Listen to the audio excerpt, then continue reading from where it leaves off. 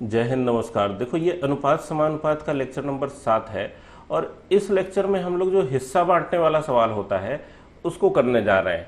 तो कॉन्सेप्ट भी समझेंगे, उसका ट्रिक भी हम लोग निकालेंगे, ट्रिक कैसे बनता है, और उसके अलावे एक और मेथड देखेंगे जिससे आपको ट्रिक भी याद रखने का जरूरत नहीं पड़ेगा।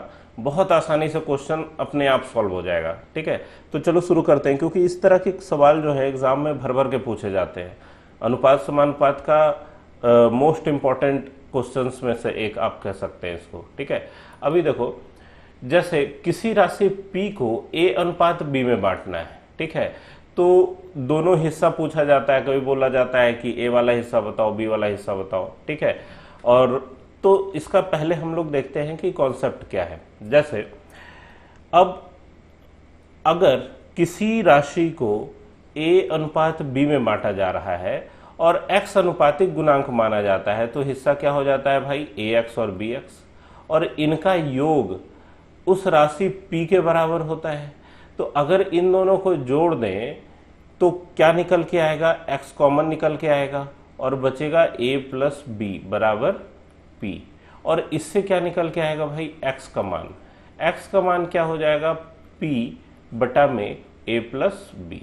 ठीक है, ये तो हुआ x का मान। अब पहला वाला हिस्सा अगर कोई ax निकालना चाहे तब क्या मिलेगा, a इंटू p बटा में a प्लस बी।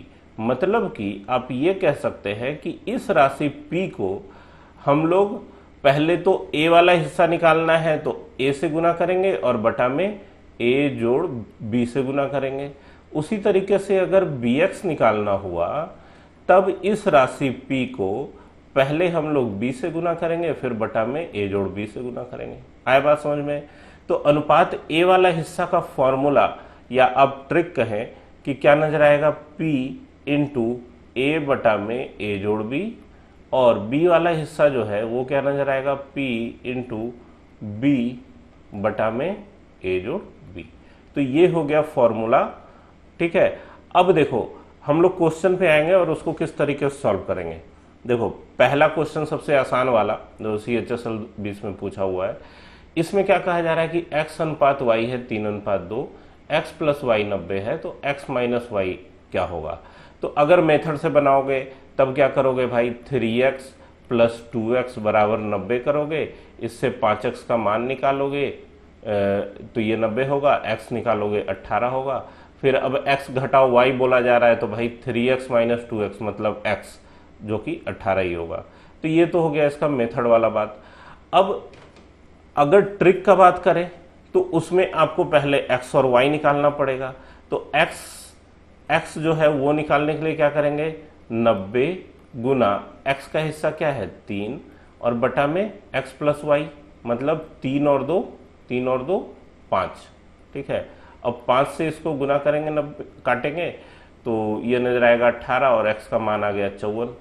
इसी तरीके से अगर y निकालना हो तो आप क्या कर सकते हैं, 90 गुना 2 बटा 5 कर सकते हैं, या फिर 90 में से इस 54 को घटा के भी y निकाल सकते हैं। मतलब 90 घटाओ 54 कितना होगा भाई, 36। और इन दोनों का अंतर पूछा जा रहा है तब घटा के क्या होगा, 18। x घटाओ y बराबर 54 घटाओ 36 बराबर 18। देखो, ये तो था मेथड जिसको कि जनरली हम लोग इसलिए अवॉइड करते हैं क्योंकि मेथड कई बार ज़्यादा लंबा पड़ जाता है। अब इसको तो हम लोग ट्रिक से बना रहे हैं, जो फॉर्मूला ड्राइव किया था उससे बना रहे हैं, लेकिन फिर भी ये थोड़ा सा बड़ा हो रहा है। अब मेरा मेथड देखिए जिससे कि ये क्वेश्चन बहुत आसानी से सॉल्व होगा। ठीक है, ध्यान देना, इसको हम इरेज कर रहे हैं। ठीक है, देखिए मेरा मेथड ये है कि भाई यहां देखो कह रहा है कि 3 अनुपात 2 में बटा हुआ है। ठीक है, x अनुपात y कितना है भाई, 3 अनुपात 2। ठीक है, और x प्लस वाई 90 है। तो भाई यहां हिस्सा को जोड़ो, 3 अनुपात 2 मतलब 3 प्लस 2 5। इस 5 हिस्से का मान, पूरा 5 हिस्से का मान आपको दिया हुआ है 90। तो एक हिस्से का मान कितना हो जाएगा, 90 बटा 5 है ना। इस 5 से 90 को काट देंगे तो क्या आ जाएगा, 18। एक हिस्से का मान क्या आ जाएगा, 18। और पूछा क्या जा रहा है, x घटाओ y। अब x घटाओ y अगर करोगे तो यहां घटा के देख लो, 3 घटाओ तो कितना आता है 1, तो 1 का मान 18 हो गया।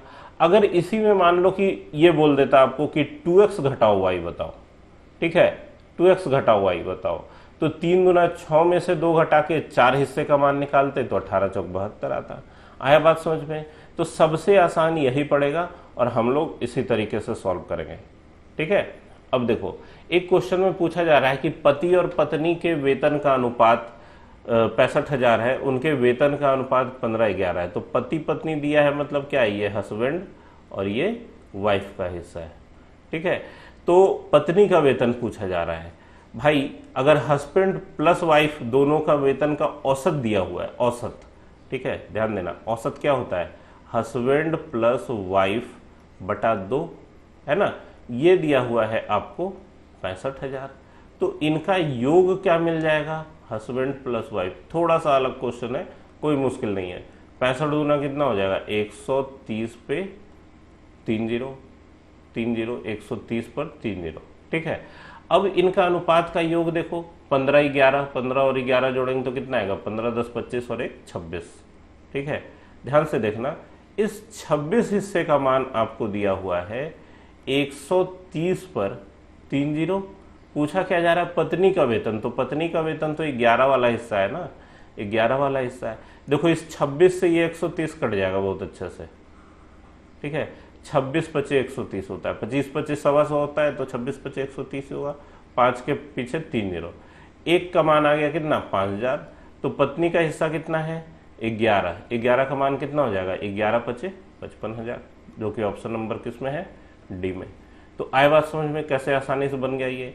नहीं तो फिर फॉर्मूला, पहली बात तो ये देखो, फॉर्मूला वाला बात इसलिए हम कम करना चाहते हैं और कम करते हैं अपने वीडियोस में कि फॉर्मूला याद रखना पड़ता है, ठीक है। वैसे तो इसका फॉर्मूला बहुत आसान है, ठीक है। यहाँ 130 पे पत्नी वाला हिस्सा निकालने के लिए 11 बटा में 15 और 11 26 करना पड़ेगा, ठीक है। लेकिन कई बार क्या होता है कि फॉर्मूला थोड़ा सा डिफिकल्ट आ जाता है, उसको याद रखना मुश्किल हो जाता है। तो हमेशा कॉन्सेप्ट को समझो, वो ज़्यादा अच्छा कारगर रहेगा, ठीक है।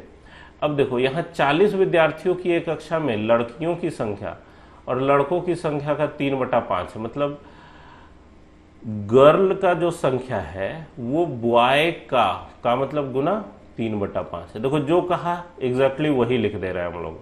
तो भाई गर्ल बटा वाई कितना हो जाएगा, 3/5। आ रहा है बात समझ में, गर्ल बटा वाई 3/5, गर्ल बॉय का अनुपात 3:5। तो कक्षा में लड़कों की संख्या पूछी जा रही है, तो लड़का का हिस्सा क्या है, 5, और दोनों का कुल योग 5 और 3 8 का मान आपको 40 दिया हुआ, 40 लोगों का कक्षा है ना। तो 8 का मान है भैया 40, तो 1 का मान हो जाएगा कितना, 5, और बॉय कितना है 5, तो 5 का मान कितना हो जाएगा, 5 × 5 = 25, जो कि ऑप्शन नंबर बी में है। तो बनिए ये भी क्वेश्चन।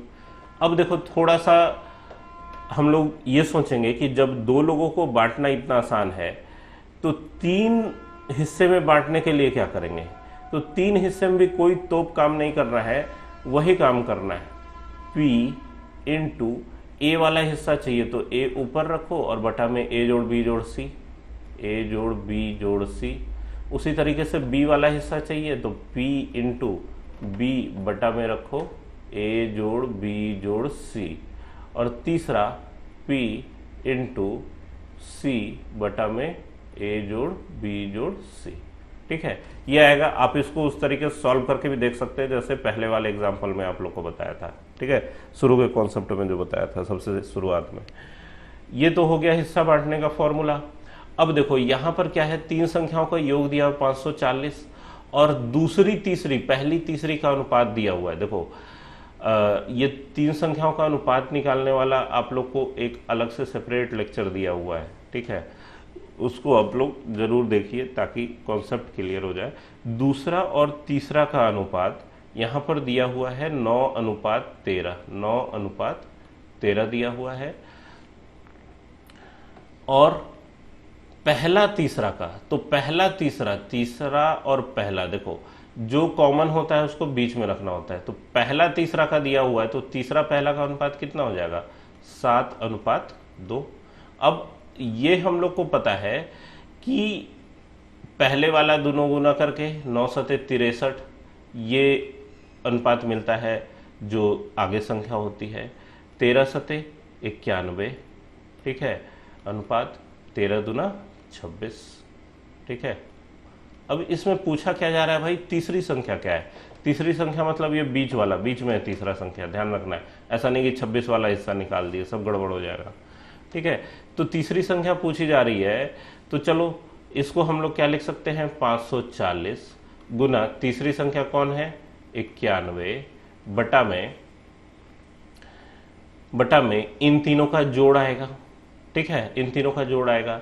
तो देखो एक बात तो तय है, अब इसको जोड़ने में तो मेहनत लगेगा, फिर काटेंगे, फिर गुना करेंगे, लेकिन एक बात ये तय है कि जो भी है उसमें ये 91 जैसा चीज नजर आना चाहिए, ठीक है, जो कि लग रहा है कि ऑप्शन नंबर 1 में हो सकता है, क्योंकि 91 तिया कितना होता है 273, ठीक है, 91 तिया 273 होता है, तो ऑप्शन नंबर 1 ही होना चाहिए। लेकिन फिर भी बना के देख लेते हैं आप लोग तसल्ली के लिए। देखो 3 1 4 और 6 10, 10 का 0 बाकी 1, 9 1 10, 10 और 6 16 और 2 18। अब देखो 180 से 540 3 बार में कटेगा और गुना होकर 3 एकम 3 और 9 तिया 27 नजर आएगा। ऑप्शन नंबर 1 आंसर हो गया, ठीक है। ये 91 देख के ही लग रहा था कि ऑप्शन नंबर 1 होगा, क्यों, क्योंकि 91 से भाग लगने वाला बस यही एक ऑप्शन है। 250 में 91 से भाग नहीं लगता है, 280 में भाग नहीं लगता है, 286 में नहीं लगता है, ठीक है। इससे CGL Tier 1 का था। पीछे 2 क्वेश्चन जो हम लोग बनाए वो RRB के पूछे हुए क्वेश्चन थे, ठीक है। तो कभी भी ये सोच के गणित को नहीं पढ़ना है कि किसी इस एग्जाम में अगर CGL में ये वाला क्वेश्चन आ रहा है तो ये RRB में नहीं आएगा, ये आएगा, ठीक है। अब ऑनलाइन एग्जाम के जमाने में कोई ऐसा भेदभाव नहीं है कि ये मैट्रिक लेवल का है, इंटर लेवल का है, सब वो रैंडमली सेलेक्ट करके सेट तैयार कर दिया जाता है। ग्रुप डी के एग्जाम में NTPC लेवल का क्वेश्चन आता है, ग्रेजुएट लेवल का, ALP टेक्नीशियन का, किसी का भी क्वेश्चन आ सकता है। वैसे ही SSC में भी है, ठीक है। LDC वाला क्वेश्चन CGL से ज़्यादा भारी पूछ दिया जाता है कई बार, ठीक है। देखो एक क्वेश्चन और देखो, 3 संख्याएं हैं, 3 संख्याएं हैं। अभी पिछला क्वेश्चन हम लोग फॉर्मूला से किए, आप उसको ट्रिक से भी कर सकते थे, ठीक है। वहां पे ट्रिक आपको थोड़ा सा भारी पड़ जाता, क्यों भारी पड़ जाता, क्योंकि उसमें पहले जोड़ के हम लोग को लिखना पड़ता कि भाई 180 का मान 540 है, ठीक है, तो जोड़ना पड़ जाता ना, नहीं तो डायरेक्ट पकड़ में आ गया था कि 91 के गुना में कितना आ रहा है, ठीक है।